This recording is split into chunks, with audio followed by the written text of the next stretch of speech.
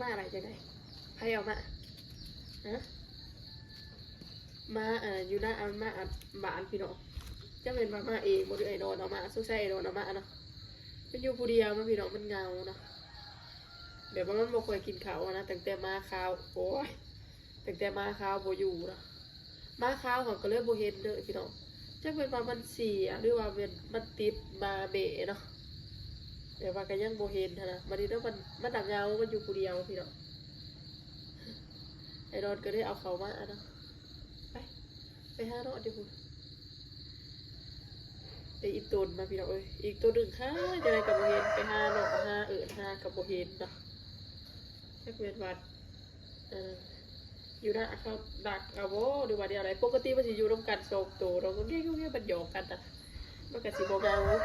แต่พอมาอันนั้นข้าวตัวเราโบอยู่แล้วก็แต่เป็นเงาว่าเอาเขาไปกินว่ากับกินแบบโบราณนะพี่น้องไม่ได้เอาเขามาหวานสบายดีเด้อพี่น้องกับสบายดีสวัสดีFCทุกคนตอนนี้เป็นน้ำคิงกำลังเตรียมตัวสิไปตลาดคือเก่าพี่น้องเนาะมื้อนี้ก็เป็นมื้อตลาดบ้านพาฮัดพี่น้องบ่ได้โลกคลิป2มื้อพี่น้องเพราะว่าเป็นน้ำคิงอันนั้นท้องเสียเจ็บท้องพี่น้องเจ็บท้องกระเพาะเนาะหอบกันไปฮุบโมฮักกะมาแต่โรงพยาบาลพี่น้องมื้อนี้ก็โอ้ยเมื่อเสียพอดีบริการไข่เดก็ได้สิไปขายเสียพาเนาะพอดีมันกับเป็นมือตลาดพอดีนะพี่น้องคันว่าสิบไปกับส่วนนี้มันกำลังหนาวเนาะพี่น้องมือนี้ก็อากาศหนาวเย็นเนาะเดี๋ยวว่าถ้าเอาเสียคนยากเอาว่าจะเราก็สิขายพวกทัดหนาเนาะพี่น้องจะเลยได้ไปเรียกสิคนเครื่องคืออันนี้พี่น้องไปผู้เดียวเนาะมือนี้เพราะว่าไอ้รอนโบวี่ก็มือดีเนาะโบวี่งานเสาร์พี่น้องไม่ใช่โบวี่งานวันดีขนาดตัววันนี้มันเป็นวันขาดบอกเขาทุกคน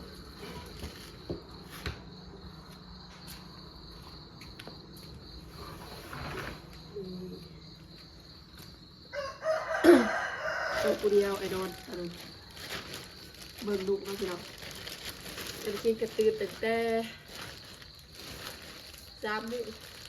มงครึ่งอยู่เลยพี่น้องตี3 ครึ่งเนาะเพราะว่าเติมคิงต้องตื่นมาเพื่อ1 ข้าว1 น้ำเนี่ยที่อันมาเรียบร้อยก่อนเนาะอย่างไรไปเพราะว่าทราบมาจากตลาดมันก็สวยนะพี่น้องแกนมันปลายเก่าบุกเดี๋ยวคิงจะได้ตื่นมาเห็ดดีมาเรียบร้อย ก่อนจะไป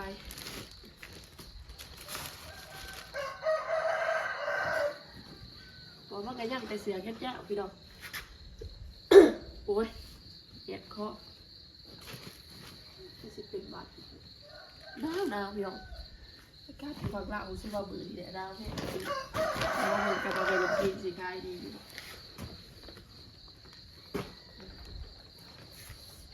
ตัวเย็นไร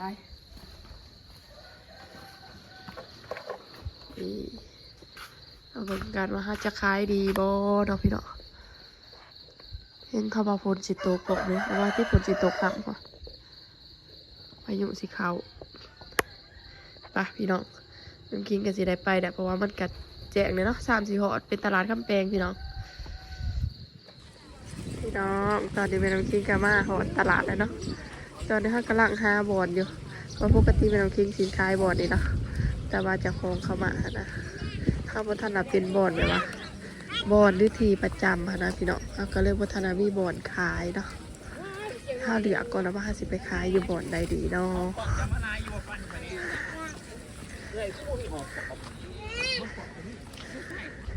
แถวที่วัดกับโมเวนตัวสีขาวคายอยู่ได้เดี๋ยว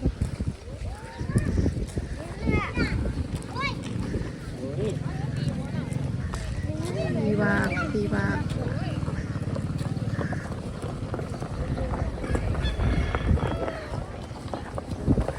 คายอยู่ไหนเนาะ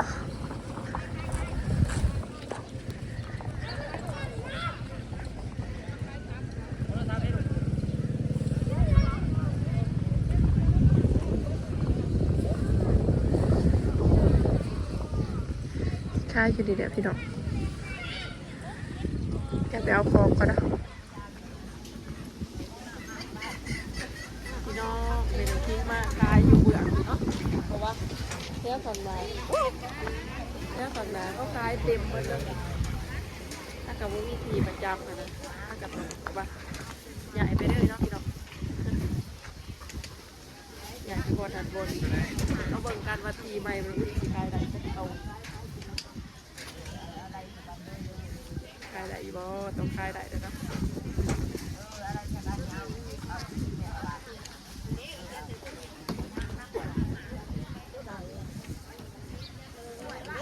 ขายได้พี่น้อง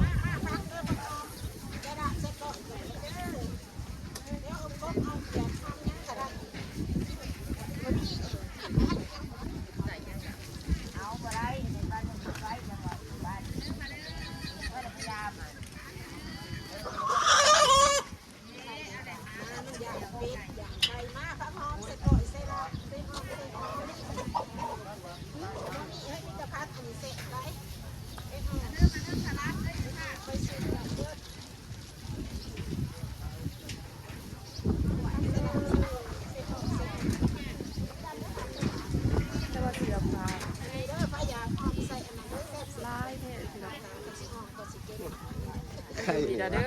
ว่าใครจะมุกเดินเนาะ ได้ยีนี้เสียขาเสื้อด้านจะเป็นเบียดเข้ามาขายฮะเสือส่งสาวเข้ามาใส่เลยสาวเสือตะเคียนมาใส่ลบแค่ดีๆนะ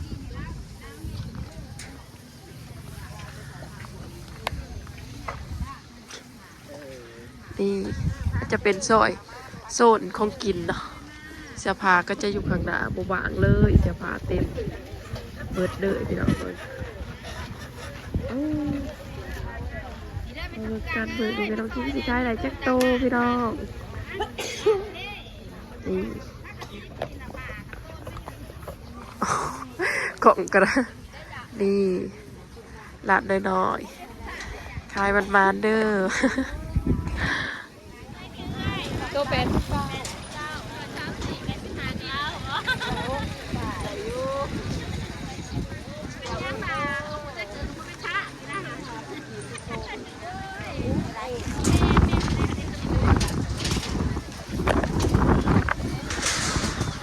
กันก็อะไรลูกตัว30,000เท่าเสียได้ก่อนตัวอันนั้นใครได้ขายตัวลูกโอ้ยรู้เนี่ยก็อะไรนะแต่นั้นนะรู้เขาพาเนี่ยเขาคอยดูตัวที่เขาบริจาคแล้วตัวไรแม่ตัวอยู่บ่คุณยายติดลูกก็หลายแล้วโอ้มันมอกกิน30ก็เลยทีหนึ่งแล้วกันเบิ่งกำเหลืองน้ำมุกเอ้าเป็นที่หนึ่งว่าอะไรให้กินไม่ที่ชั้นขาปักใหม่ก็จะต้องใส่วันที่หนึ่งสั่งกระบวนเป็นปุ๊บแบบนี้ฮะเอายัง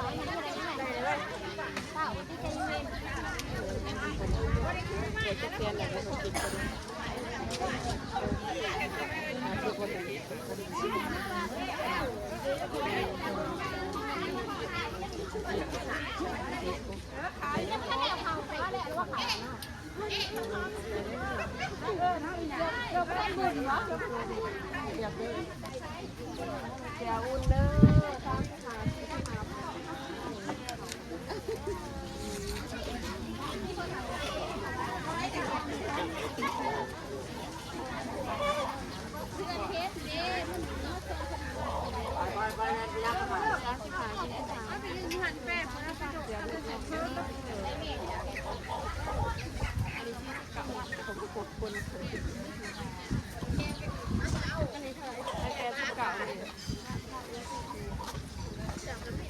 ตัวเดียวขอร้องแล้ว ว่าถ้าจะเช่โคตรสิว่าโคตร อันนี้ คล้าย ใส่เท่าไรล่ะ เปลี่ยนเก่าเปลี่ยนหาอะไรที่เนี่ย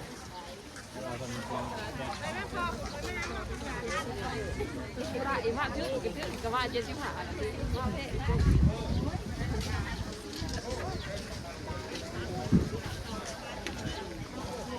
อย่าอุ่นเด้อ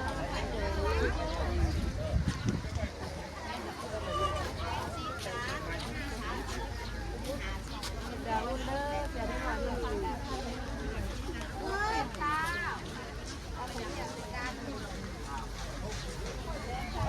อย่าอุ่นเด้อ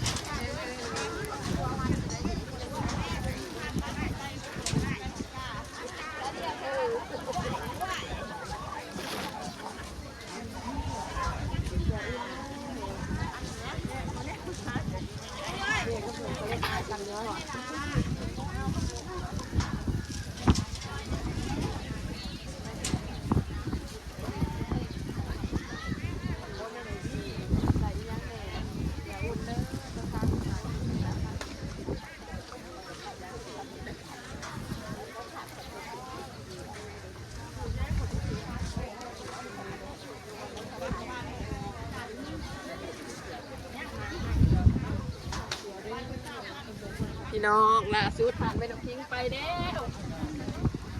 ยังไม่ขึ้นไป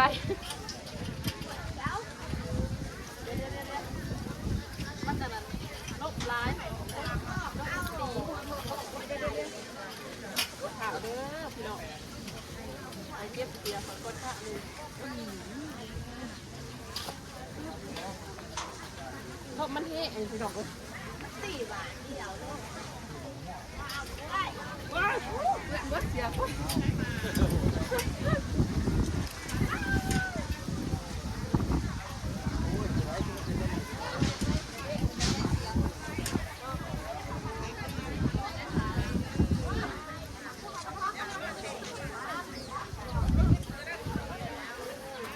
น้องเสียบ่อยเต็มอาญะเพิ่มมาลง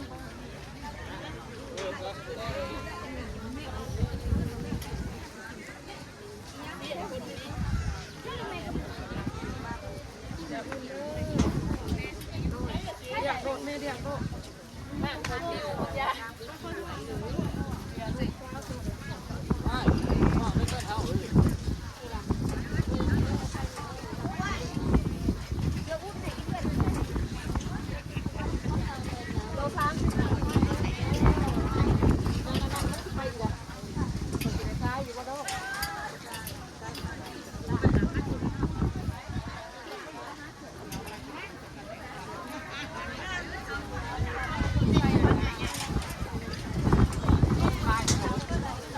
ลมแห้งค่ะลมแห้งแห้งต่างกล่องก็ยังบ่ไหลนะมันอันนั้นโดดมันตีค่ะต่างกล่องนะพี่น้องได้แต่กระเป๋าเงินครับนับเพิ่งกดที่ครบอยู่เร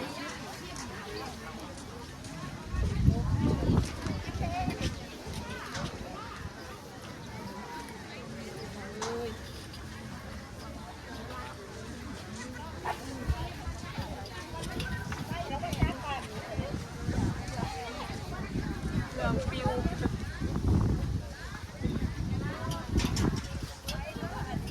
หวังหนึ่งอยู่จ้ะ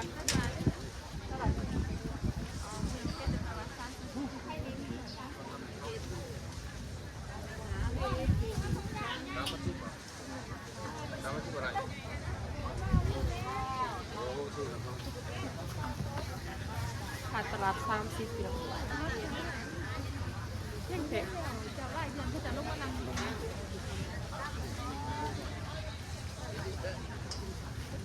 ขาดตลาด30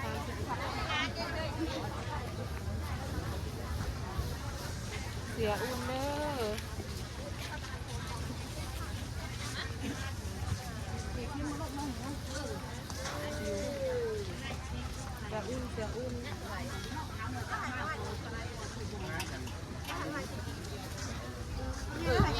น้ำหาย60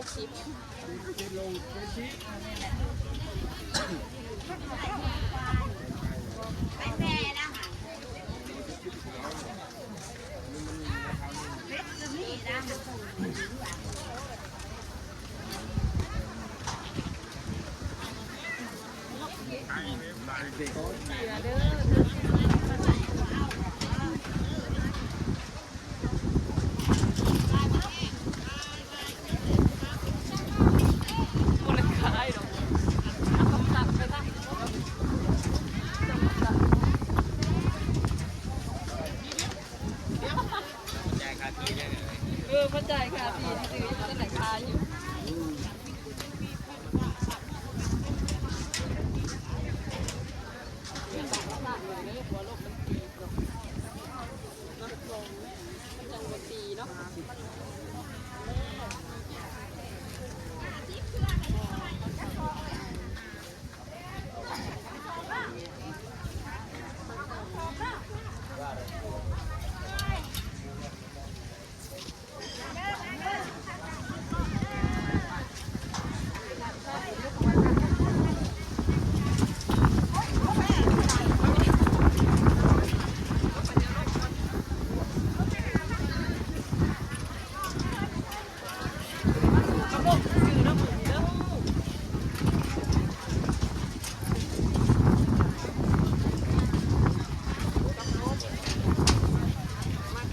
ขายโคม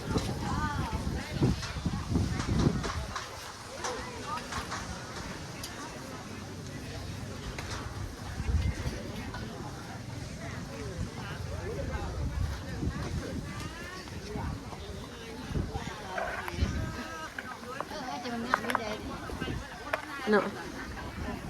ต่างข้างหนึ่งวันนี้พี่น้องนกมันตี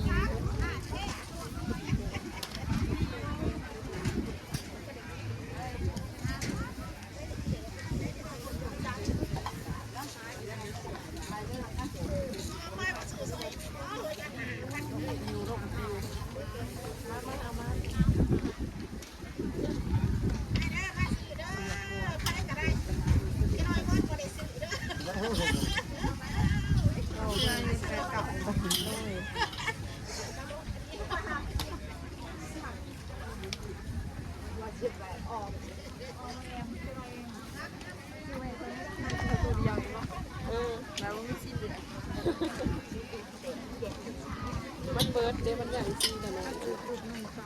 ปุ๊บลงปั๊บอันคอยจะกระตักข้างนี่นะคิดทวนมันตกบางอย่างเลยถ้าตักข้างนี่มันตานลบนะชื่อเสียซอยเอื่อยนี่ดีนาวหันเดะกล่องก็ยังตังกับบุไรความบาลบผู้อีกขาหนึ่งจะผู้แต่อย่าควงไปบุไรลบวันนั้นบีเอ้ยเฮ็ดหาดเดือดบางอย่างนี่ใช่กับติวแล้วอ้อม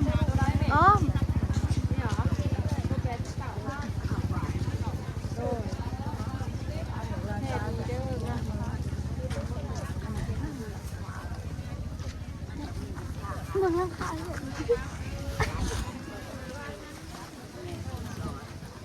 เขาก็ยังพี่หมดเลยมาเอาจ้ะ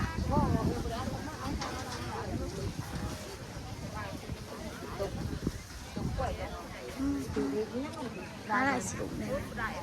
บ้า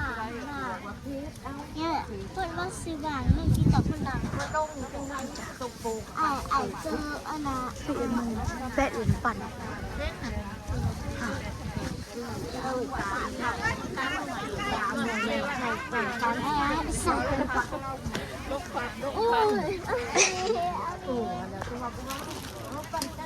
่ยได้ท้องสูงกูจะละนี่ขนาดก้อนขวดขนาดก้อนขวดเอฟเอาเดี๋ยวจะมาปั่นกัน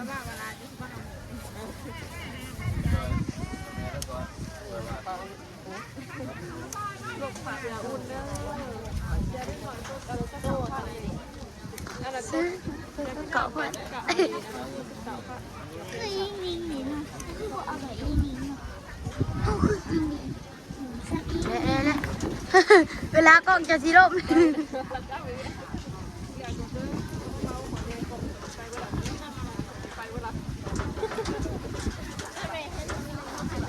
เออเจ็บบ่อยจับปลาจับ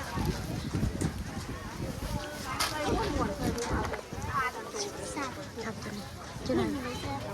แม่แม่มาแม่โมอมจะขอบ ไม่ใช่คือว่า บึงสิมันบอกนกนี่สิตัวเราบังทุกข์มัน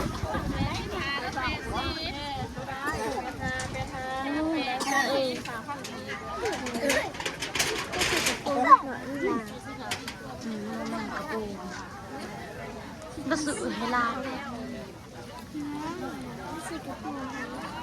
ก็ใส่กระปุก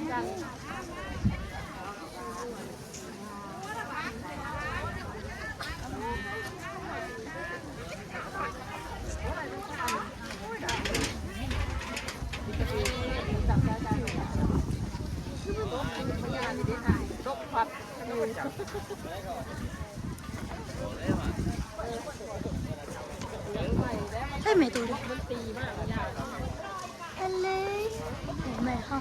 เป็นโอ้ติเอาไปเลยเหรอ ตีโดนเด็กน้อยชกถือกล่องไงยานกล่องฟิวบอกเพิ่นถือกล่องไงยานกล่องฟิว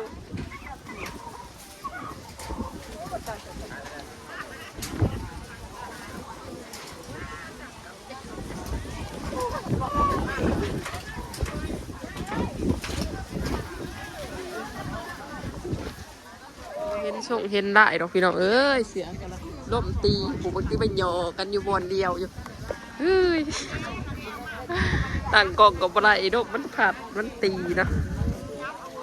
กระเพาะไหลคาอยู่เลยพี่น้องกระถึกอยู่แต่กับมันกระเพาะไหลคาอยู่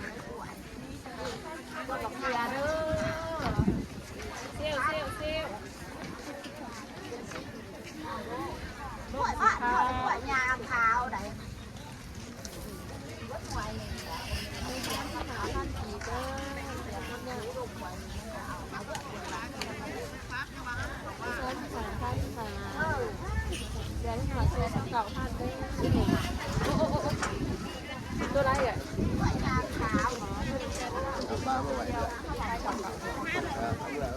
อันนี้มาเสื้อผ้าวนกันทำราคาเด้อแต่ละตัวราคาบ่คือกันแต่ละตัวราคาบ่คือกันพาหมดต้องการคือ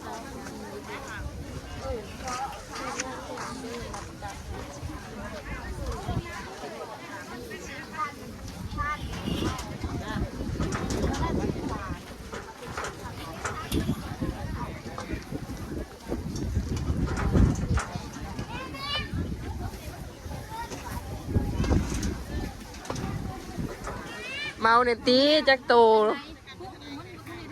โอ้ถูกมาตันนรกโรคสี่โรคเฮ้ยโอ้ขอว่าจะตื่นโรคคักโรคนี่เนี่ยสิซื้ออีกอยู่กะซีอันนั้นเนี่ยซานุ่มมาเนี่ยสิไปซื้ออยู่เซ่จักเด้บัด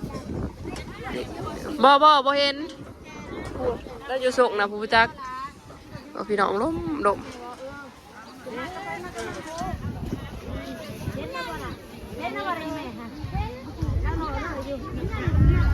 เสือผ้าลายแห้งพี่น้องเอ้ยลายอีเดียวรอ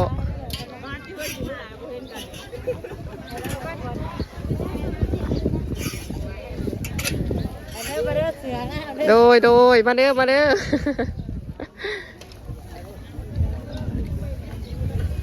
เสียอุ่นเล็กหน่อยเด้อตัวเศร้าเก่า30,000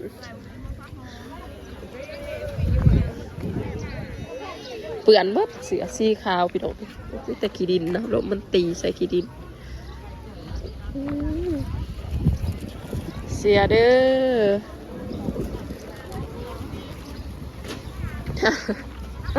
ห่านกับมือนี่แต่ยังกลัวว่างกันคนน่ะสุกนะเจอีนะว่างตามเดี๋ยววัดขอแค่ว่างได้นั่นเล่นน้ำลมลมแห้งยี่ดีพี่น้องเลยมันเครื่องมันกับบอลายเนาะมันก็ได้อันนี้มันขึงโมอยู่ค่ะนะพี่น้องอันนี้ฮักเลยป้าลมขลมมาแต่ลมแห้งขนาดพี่น้องมาขายเครื่องมันสู่ชีวิตคักเด้อโคตรเด้อจ้าตัวนี้เสียอุ่นเด้อ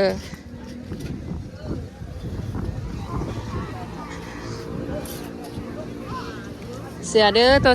35,000กีบละ3ตัวเซน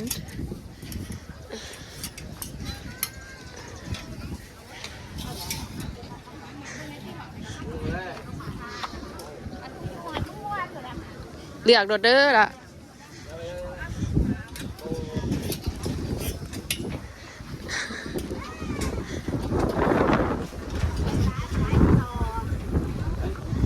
อย่า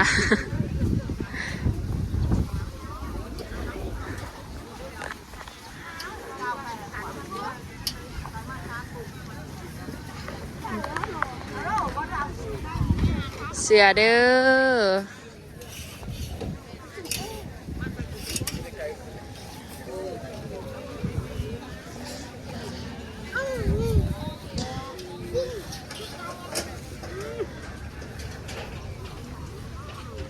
เสียอุ่นเด้อ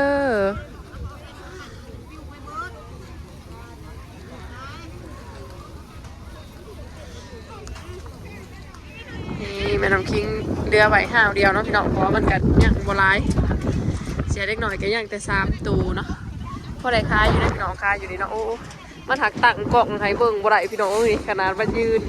มันต้องยืนจับเลยเนาะค่าตั้งกล่องนี่ว่างบ่ไหลเด้อว่างไหวแล้วกันอันนั้น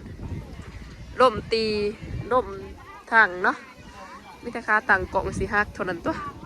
แม่น้ำคิงก็เลยบ่ตั้งพี่น้อง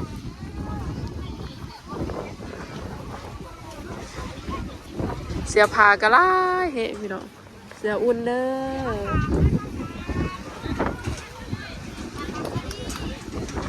เสียพาไรดีผมมึงตีความลมปลาฮะเอากับอะไรเสียแบบได้คักส่วนได้สิขายดีเป็นพวกเสียเบียดเนาะเอามากองขายไม่ได้ตัวขายดีๆ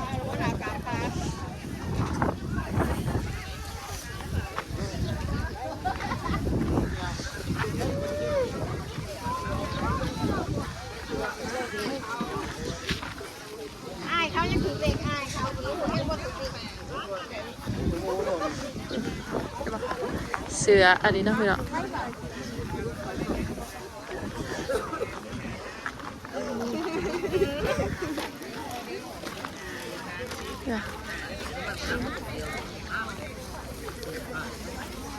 เสียผาลายให้พี่น้องลายอีดี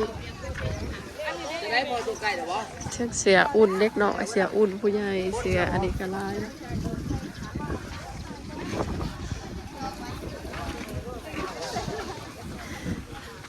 ย่างเลาะก็จะกะว่างกับอะไรห่านไปร่มตีร่มเอาอยู่บ้างฮะเอากับอะไร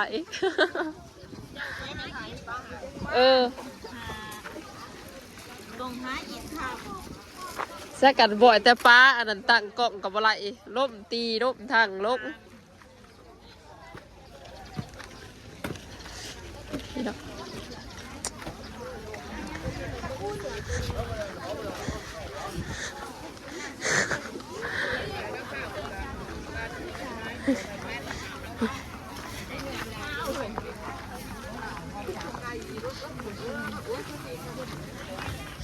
เมื่ออะไรพี่น้องเนาะตอนนี้เขาก็เลิกตลาดเลยเดี๋ยวแม่น้ำคิงสิไปเบิ่งขานอันนั้นเสี่ยวก่อนเพิ่งก็มาขายเสียเคนยะคือกันส่งเดียวกันนี่แหละเอาก็เอาอยู่หานคือกันนี่แหละพี่น้องหานเซาเอ็นเนาะ มันมาขายกับสามีเพิ่นซื้อเนี่ยเสือแค่ยาวเนี่ยโธ่คือเอ้ยคือเนาะคือก็ห่านก็อยู่ห่านก็ละห้าวเดียวสิเมื่ออะไรนี่บอกเกือบจะเอามาฮะเกือบส่งผู้ชายด้วยเนาะส่งผู้หญิงผู้ชายเนาะคักว่ะเบาดีวะ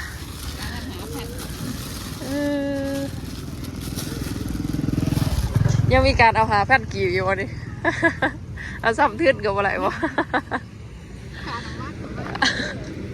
การน้ำมัดเนาะพอได้คล้ายอยู่บ่เฮ้ยหานับบ่ยังเงินหาดีเลยสิตัวก่อนว่ามาคล้ายได้จำได้สิว่าอะไรสุดนี่คืองามเธอมันเฮ้ยสุดยินบ่งามเนาะแต่สะออนเอื่อยน้องเนาะอักเซนทุกเว้ยเสียเด็กหน่อยกับมีนะเฮ้ยนี่โว้ยเสียตัวจับไปเอาฮะบ่อะไรก็พวกเอาแต่ว่าเนาะแต่แบบกำงามเนาะนาผมเนาะลายพูดเถอะลายห้าวหน่อยๆแบบเครื่องมันลายเห็นนะของเองดันลบตีไปตีมาอยู่กว่ามันน้อยคือการเดินดบอยู่นะ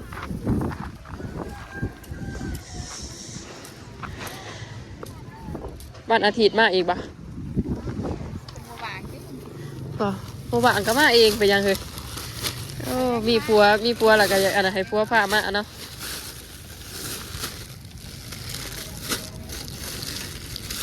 บางแหน่เฮ้ยอันนี้ค่ะนะเอาไปยังใส่ตัวเก่านี่เด้ใจโบมีเงินเขาหลักเสืออีกไปเดี๋ยวมาจ้างทางนะเบ้าแต่อันนี้ใส่ฮาหน่อใหม่เว้ยพอดีอันนั้นน้ำปักตีเองหนักเนาะโอเคงก็จะพอเอามันถือว่าเป็นส่งแบบเกิดส่งเบานะ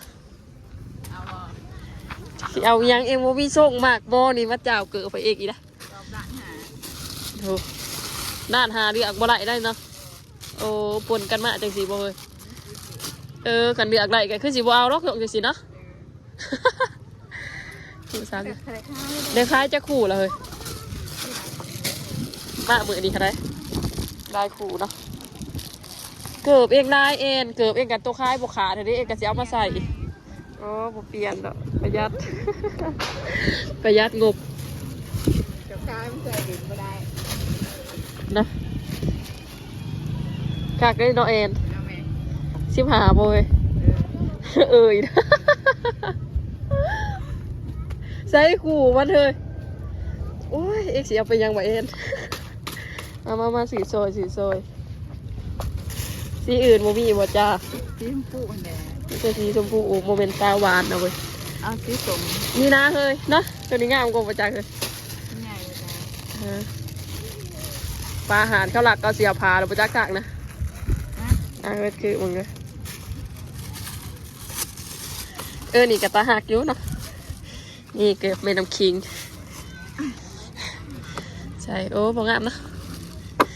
ใหญ่เนาะแต่ก็พอดีอยู่นะแบบว่าเกิดอันนี้หันโดนไปมันสิเปนะเคยตัวบ่าวบ่บ่เอาสีบัวนี่เดี๋ยวเฮ้ยเนาะ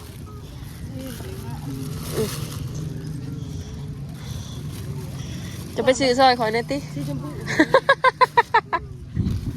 วิแต่ตัวแบบวิแต่ตัวละ80 ปลายพันคือซอยพี่น้องเกือบคู่หนึ่ง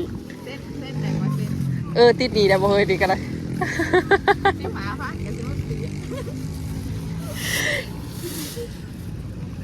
ชิมาเอาเครื่องก่อนใส่ตัวเก่าหรือใส่ตัวใหม่ใส่ตัวใหม่นะเว้ยซื้อใหม่ได้เขาเก็บเองไปก่อนไปหาเก็บผ่านก่อนได้แต่พักอยู่ในมื้ออาจจะได้ยังได้มากิน เฮงมันใส่หมวนดีนะเฮ้ยนะ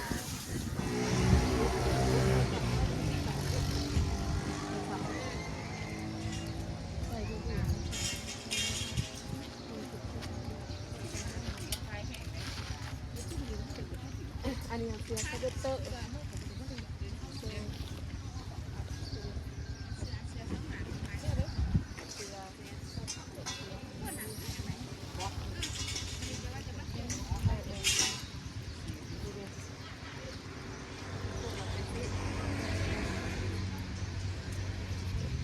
ใบหยุดแน่จะน้อยใบวนกันเบิ้ลใส่เอาไปปล่อยเอาลูกเห็ดเขาได้ยินเขาบอกว่าจะห้ามขาดเลย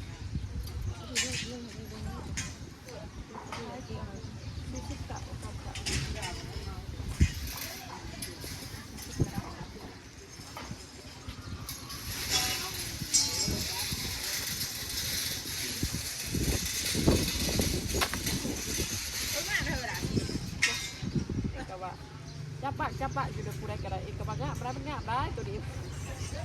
ก็คือว่าเดี๋ยวน้องบางคนก็กับโบมากกันนะเดี๋ยวเฮ็ดจังกี่ก็ได้ก็คือแล้วค่ะนะ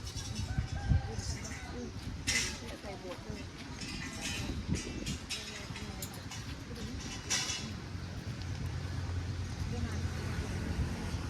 ใส่นาจะลองใส่จะแกะจะใส่แบบที่ว่าเด็กมัน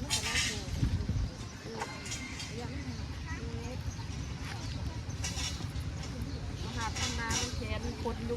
งกว่าชื่อมันนาน้ำผุนแขนเสียนาก่อนแขนมันใหญ่เจ้าตัวมันใหญ่ทั้งเม็ดคนนี้ตัวบางๆเลยแต่คนตัวมันใหญ่ก็ปัจจุบันจะใส่ละ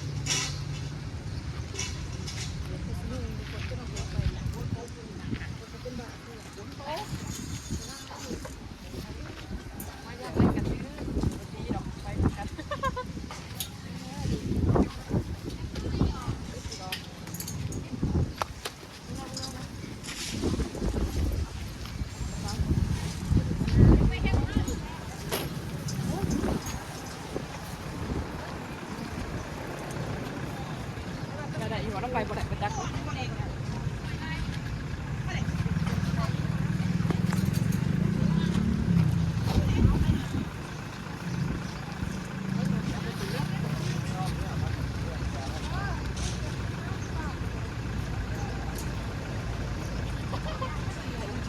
เจ๊ว่าต้องไปบ่ได้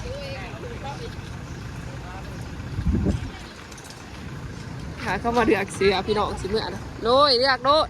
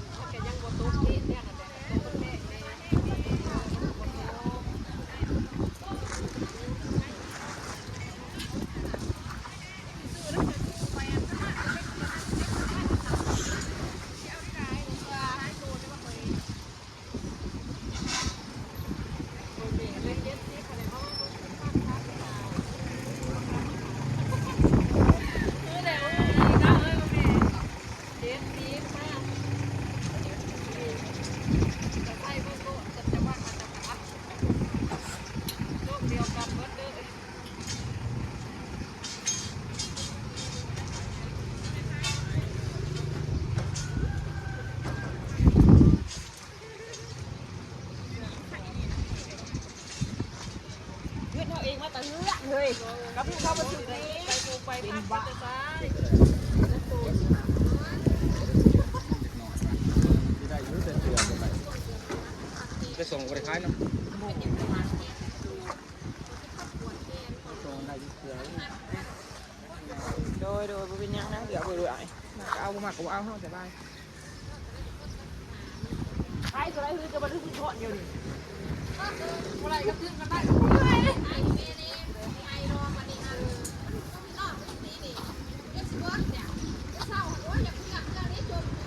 ้โต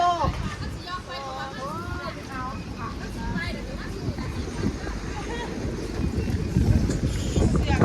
ขึ้นแหละขายไปเลย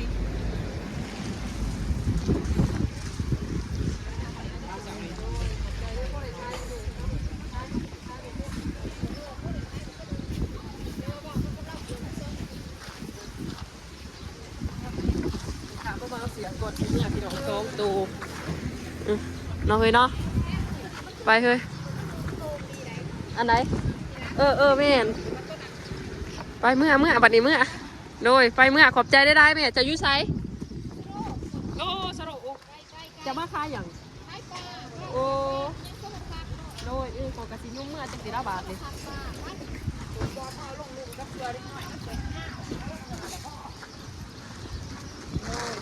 ขอบใจแม่ขอบใจเน่กระเป๋าไปเลยเนาะกระเป๋าเองเอ็กกะฮาอยู่อะไรเองว่ากระเป๋าเองไปใช้มาคิวไปหมดคิวไปหมดเลยจะได้เลยผ่านเที่ยงเลยเนาะขาดยังวะลูกค้ามาเมาก่อนเมื่อก่อนวะไม่ขาดก็เลือกนาเลือกตังตื่นเต้นได้ยังล่ะ ไปนึ่งเขาเองได้ หนึ่งข่าวเองหนึ่งข่าวทาแม่บ่ดิหนึ่งจะได้แม่หนึ่งเด้อแม่เอ้าก็แม่หนึ่งแต่เลิกกูเฮ้ยแม่หนึ่งตั้งแต่3 โมงผู้แม่หนึ่งเด้อแม่จะไปตลาดเฮ้ยสบายดีป่ะลูกนี่ว่าว่าเป็นยังหนูกัดจะหนึ่งกันนึงจะมาแม่หนึ่งเดียวนะ ทำแล้วพ่อใหญ่จะไปซื้อไข่แล้วเทมาไข่เจียว โอ้เชียร์ก็กินทาแม่วะเก่งขนาดเนาะไปเอาไปยังกินนะลูกได้แต่ลูกชิดหมดแล้วเสียพากับเมียนี่ดีบัดสิมาลูกค้ามาขนเราพี่น้องเอ้ยขามาเมาเอา2 ตัวไหลเงิน600,000ปลายเนาะมือนี่กันเลยไปเพื่อสิไปไซค่ะพ่อเอาลูกสาว1เข่าทาป้าเมีย1เดียวตะเดึกปุ๊มาหอดเถื่อนมือนี้มาสวยเนี่ยเพราะว่าอันนั้นบัดสิมาลูกค้าก็มาเหลือเถื่อนกันพี่น้องเถื่อนกับรถติดเนาะ9 บุกปลาย8 บุกปลายพี่น้องกับพวกท่านไหนร่วมยอดให้พ่อแม่พี่น้องเบิ่งเนาะกันได้กับพวกไหนคล้ายคือเก่าเลยพี่น้องเนาะราคา600,000เก่า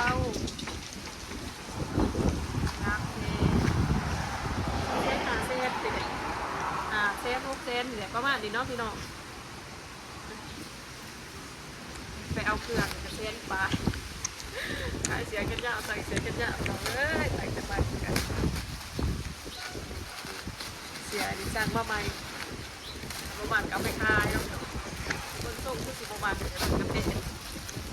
จะมาแพงครับเป็นเลยเป็นสุกอะไร